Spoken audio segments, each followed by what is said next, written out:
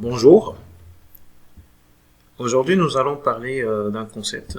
Nous allons essayer de démontrer un concept connu dans la littérature, c'est les 0 factoriel égale à 1. Alors ce cours est donné par Mathfacile dans Lingala. Alors avant de commencer, nous allons introduire quelques concepts de base connus dans la littérature. Alors nous savons que pour des entiers pris dans l'ensemble des entiers naturels, le factoriel de n, c'est ces produits-là. Donc ça veut dire quoi? Ça veut dire qu'on va faire le produit de n par n-1 par n-2 jusqu'à 1. Et par convention, on sait que le factoriel des 0 c'est 1. Donc là, on pouvait tout simplement dire qu'on prend n dans l'ensemble des entiers naturels. Parce que là, on a omis les 0. Alors prenons un exemple. Le factoriel de 4, c'est le produit de 4 multiplié par 3, multiplié par 2, multiplié par 1, et les résultats c'est 24. Alors une question remonte rapidement, c'est de savoir si on prend z dans l'ensemble complexe maintenant, comment écrire le factoriel de z. Alors pour répondre à la question, nous allons faire appel à l'intégrale 3, cette intégrale. Et pour écrire cette intégrale, effectivement, nous devons passer par...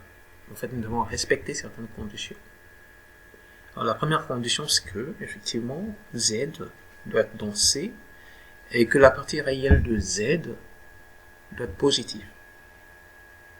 Alors si cette partie est positive, effectivement, on peut représenter, sinon on peut écrire la fonction gamma de z par, représenter la fonction gamma de z par cette intégrale. Alors de cette intégrale découlent certaines propriétés de la fonction gamma de l'heure. Alors pour n et m prises dans l'ensemble des entiers naturels, gamma de z plus 1 c'est z multiplié par gamma de z.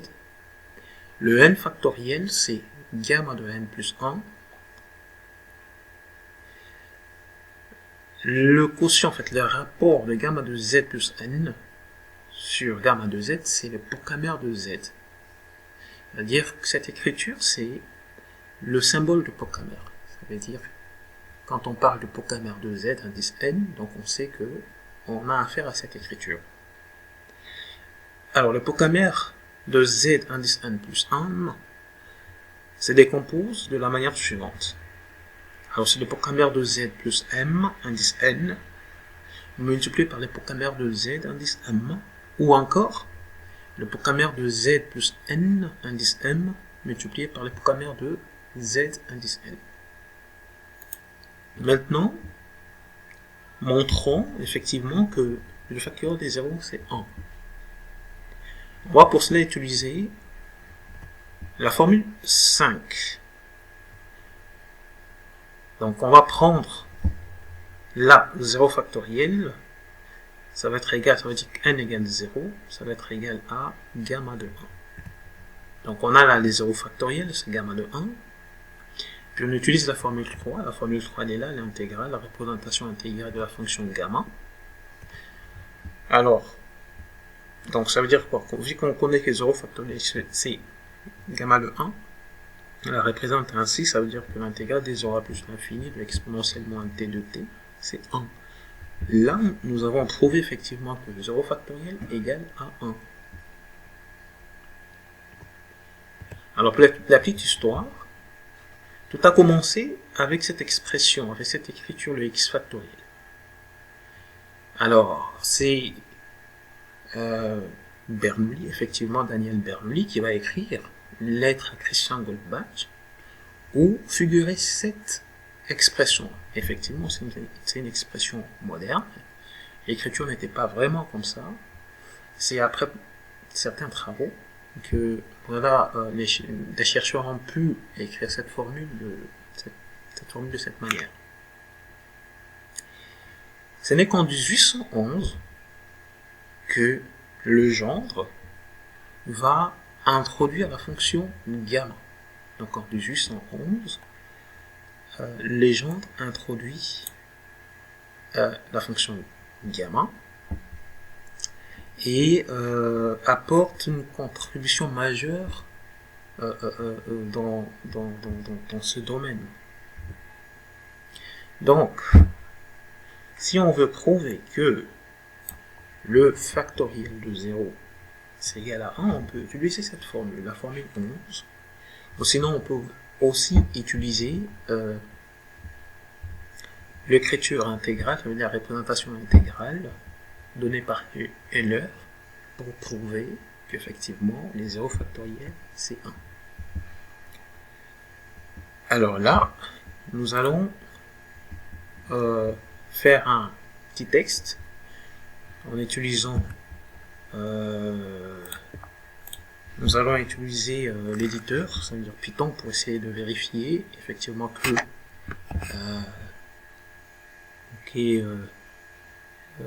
0 factoriel c'est 1, et nous allons faire quelques vérifications aussi. Alors nous allons commencer par importer CP. De CP, on récupère, on importe le factoriel, la fonction gamma. Voilà. Alors là, on peut dire, on va dire ça, le factoriel de 1,5 par exemple. On va commencer par 1,5. 1,5 est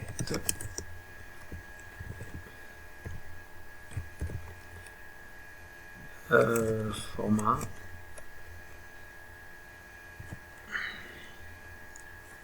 gamma de 1,5. Voilà. Et ensuite, on va dire de notre côté que le factoriel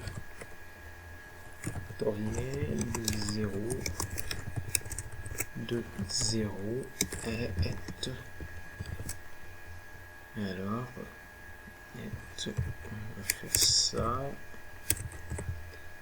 on va faire ça, format